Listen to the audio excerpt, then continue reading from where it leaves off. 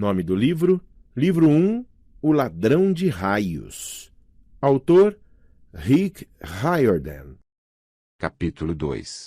3 velhas senhoras tricotam as meias da morte. Eu estava acostumado a uma ou outra experiência esquisita, mas normalmente elas passavam depressa. Aquela alucinação de 24 horas por dia e 7 dias por semana era mais do que eu podia encarar. Durante o resto do ano escolar, o campus inteiro parecia estar me pregando algum tipo de peça. Os alunos agiam como se estivessem completa e totalmente convencidos de que a senhora Kerr, uma loira alegre que eu nunca tinha visto na vida até o momento em que ela entrou no nosso ônibus no fim da excursão, era nossa professora de iniciação à álgebra desde o Natal.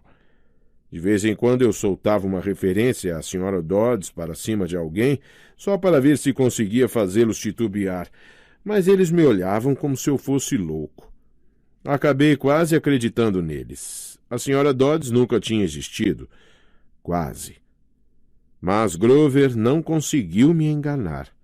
Quando eu mencionava o nome Dodds, ele hesitava. Depois alegava que ela não existia. Mas eu sabia que ele estava mentindo. Alguma coisa estava acontecendo. Alguma coisa havia acontecido no museu. Eu não tinha muito tempo para pensar no assunto durante o dia, mas à noite, visões da senhora Dodds com garras e asas de couro me faziam acordar suando frio. O tempo maluco continuou, o que não ajudava meu humor. Certa noite, uma tempestade de raios arrebentou a janela do meu dormitório. Alguns dias depois, o maior tornado jamais visto no Vale do Hudson tocou o chão a apenas 30 quilômetros da Academia Yancey. Um dos eventos correntes que aprendemos na aula de estudos sociais era o número inusitado de pequenos aviões que caíram em súbitos vendavais quando nós pais no Atlântico naquele ano. Comecei a me sentir mal-humorado e irritado a maior parte do tempo. Minhas notas caíram de D para F. Entrei em mais atritos com Nancy Bobofit e suas amigas. Era posto para fora da sala e tinha de ficar no corredor em quase todas as aulas. Finalmente, quando nosso professor de inglês, o Sr. Nicol, me perguntou pela milionésima vez por que eu tinha tanta preguiça de estudar para as provas de ortografia, eu explodi. Chamei-o de velho dipsomaníaco. Não sabia direito o que aquilo queria dizer, mas soou bem. O diretor mandou uma carta para minha mãe na semana seguinte, tornando-o oficial. Eu não seria convidado a voltar para a Academia Yancey no ano seguinte. Ótimo, disse a mim mesmo. Simplesmente ótimo. Eu estava com saudades de casa. Queria ficar com um pequeno apartamento no Upper East Side, mesmo que tivesse de frequentar uma escola pública, e aturar meu padrasto detestável e seus jogos de pôquer estúpidos. E, no entanto, havia coisas em Yancey de que eu sentiria falta. A vista da minha janela para os bosques, o rio Hudson, à distância, o cheiro dos pinheiros. Sentiria falta de Grover, que tinha sido um bom amigo, mesmo com seu jeito meio estranho. Fiquei pensando como ele iria sobreviver ao próximo ano sem mim. Também sentiria falta da aula de latim, os dias malucos do torneio do Sr. Brunner e sua confiança em que eu poderia me sair bem. Quando a semana de exames foi se aproximando, latim era a única prova para a qual eu estudava. Não tinha me esquecido do que o Sr. Brunner falara sobre essa matéria ser questão de vida ou morte para mim. Não sabia muito bem por quê, mas começara a acreditar nele. Na noite anterior ao meu exame final, fiquei tão frustrado que joguei o guia Cambridge de mitologia grega do outro lado do dormitório. As palavras tinham começado a flutuar para fora da página, dando voltas na minha cabeça, as letras fazendo manobras radicais como se estivessem andando de skate. Não havia jeito de eu me lembrar da diferença entre Quiron e Caronte, ou Polidectes e Polideuces. E conjugar aqueles verbos latinos. Nem pensar. Fiquei indo de um lado para outro no quarto com a sensação de que havia formigas andando por dentro da minha camisa. Lembrei a expressão séria do Sr. Brunner, de seus olhos de 1000 anos. De você aceitarei apenas o melhor, Percy Jackson. Respirei fundo.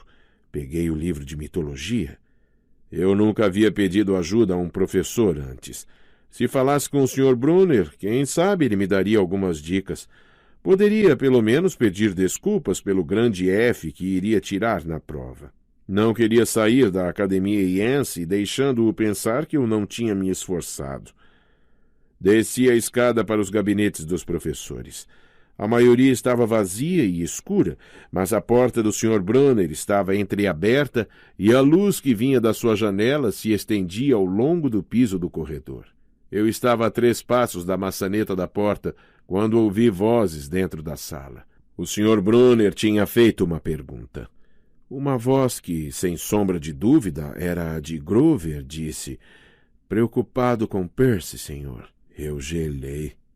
Normalmente não sou bisbilhoteiro, mas desafio alguém a não tentar ouvir quando seu melhor amigo está falando sobre você com um adulto. Cheguei um pouquinho mais perto. "Sozinho neste verão", Grover estava dizendo. "Quer dizer, uma benevolente na escola. Agora que sabemos com certeza, e eles também sabem." "Só vamos piorar as coisas se o apressarmos", disse o Sr. Brunner. "Precisamos que o menino amadureça mais." "Mas ele pode não ter tempo. O prazo final do solstício de verão terá de ser resolvido sem ele, Grover. Deixe-o desfrutar sua ignorância enquanto ainda pode." "Senhor, ele a viu." "Imaginação dele", insistiu o Sr. Brunner. "A névoa sobre os alunos e a equipe será suficiente para convencê-lo disso." "Senhor, eu não posso fracassar nas minhas tarefas de novo." A voz de Grover estava embargada de emoção. "Sabe o que isso significaria?" "Você não fracassou, Grover", disse o Sr. Brunner gentilmente. "Eu deveria tê-la visto como ela era. Agora vamos apenas nos preocupar em manter Percy vivo até o próximo outono." O livro de mitologia caiu da minha mão e bateu no chão com um ruído surdo. O Sr. Brunner silenciou. Com o coração disparado, peguei o livro e voltei pelo corredor. Uma sombra deslizou pelo vidro iluminado da porta da sala de Brunner, a sombra de algo muito mais alto do que meu professor de cadeira de rodas, segurando alguma coisa suspeitamente parecida com o arco de um arqueiro. Abri a porta mais próxima e me esgueirei para dentro. Alguns segundos depois ouvi um lento clap, clap, clap, como blocos de madeira abafados. Depois um som como o de um animal farejando bem na frente da minha porta. Um grande vulto escuro parou diante do vidro e depois seguiu adiante. Uma gota de suor escorreu por meu pescoço. Em algum lugar no corredor, o Sr. Brunner falou. "Nada", murmurou ele. "Meus nervos não andam muito bons desde o solstício de inverno." Nem os meus", disse Grover. "Mas eu podia ter jurado." "Volte para o dormitório", disse-lhe o Sr. Brunner. "Você tem um longo dia de provas amanhã." "Nem me lembre." As luzes se apagaram na sala do Sr. Brunner. Aguardei no escuro pelo que pareceu uma eternidade. Por fim, me esgueirei para o corredor e subi de volta para o dormitório. Grover estava deitado na cama, estudando as anotações para a prova de latim, como se tivesse estado lá a noite inteira. "Ei", disse ele com um olhar de sono, "vai estar preparado para a prova?" Não respondi. "Está com uma cara horrível." Ele franziu a testa. "Tudo bem?" Só estou cansado." Virei-me para que ele não pudesse perceber minha expressão e comecei a me preparar para dormir. Não entendi o que tinha ouvido lá embaixo. Queria acreditar que havia imaginado aquilo tudo. Mas uma coisa estava clara. Grover e o Sr. Brunner estavam falando de mim pelas costas. Achavam que ocorria algum tipo de perigo.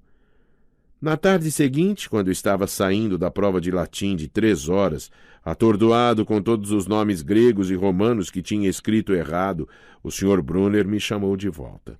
Por um momento fiquei preocupado, achando que ele descobrira minha bisbilhotice na noite anterior, mas não parecia ser esse o problema. "Percy", disse ele, "não fique desanimado por deixar Yancey.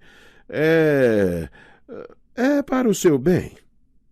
Seu tom era gentil, mas ainda assim as palavras me deixaram sem graça. Embora ele estivesse falando baixo, os que terminavam a prova podiam ouvir. Nancy Bobofit me lançou um sorriso falso e, sarcasticamente, fez pequenos movimentos de beijo com os lábios. Eu murmurei. Está bem, senhor. Quer dizer... O Sr. Brunner andou com a cadeira para trás e para a frente, como se não tivesse certeza do que falar. Este não é o lugar certo para você. Era apenas uma questão de tempo. Meus olhos ardiam. Ali estava meu professor favorito na frente da classe, me dizendo que eu não era capaz. Depois de falar o ano todo que acreditava em mim, agora me dizia que eu estava destinado a ser expulso. Certo, disse eu, tremendo. Não, disse o Sr. Brunner. Ah, que droga! O que eu estava tentando dizer é que você não é normal, Percy. Não é nada ser... Obrigado, soltei. Muito obrigado, senhor, por me lembrar. Percy... Mas eu já tinha ido. No último dia de aulas, enfiei minhas roupas na mala. Os outros garotos estavam fazendo piadas, falando sobre os planos para as férias.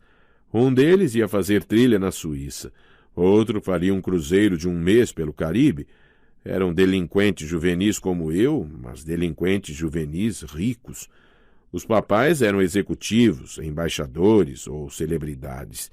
Eu era um João Ninguém, de uma família de Joões Ninguém. Eles me perguntaram o que ia fazer no verão e eu disse que voltaria para a cidade. O que não lhes contei foi que ia arranjar um trabalho de verão passeando com cachorros ou vendendo assinaturas de revistas e passar o tempo livre pensando em onde iria estudar no outono. Ah, disse um dos garotos. Legal. Eles voltaram à conversa como se eu não existisse. A única pessoa de quem tinha medo de me despedir era Grover, mas do jeito como as coisas aconteceram, eu nem precisei. Ele havia comprado uma passagem para Manhattan no mesmo ônibus Greyhound que eu, então lá estávamos nós, juntos outra vez, indo para a cidade. Durante toda a viagem de ônibus, Grover olhava nervoso para o corredor, observando os outros passageiros. Ocorreu-me que ele sempre agia de modo nervoso e inquieto quando saíamos de Yancey, como se esperasse que algo ruim fosse acontecer. Antes eu achava que ele tinha medo de que o provocassem, mas não havia ninguém para fazer isso no Greyhound. Finalmente não pude mais aguentar. Procurando benevolentes? Grover quase pulou do assento. O que você quer dizer? Confessei ter ouvido a conversa dele com o Sr. Brunner na noite anterior ao dia da prova. O olho de Grover estremeceu. Quanto você ouviu? Ah, não muito. O que é o prazo final do solstício de verão? Ele se esquivou. Olhe, Percy, eu só estava preocupado com você, entende? Quer dizer, tendo alucinações com professoras de matemática demoníacas. Grover... E eu estava dizendo ao Sr. Brunner que talvez você estivesse muito estressado, ou coisa assim, porque não havia uma pessoa chamada Sra. Dodds e... Grover, você mente muito mal mesmo. As orelhas dele ficaram cor-de-rosa.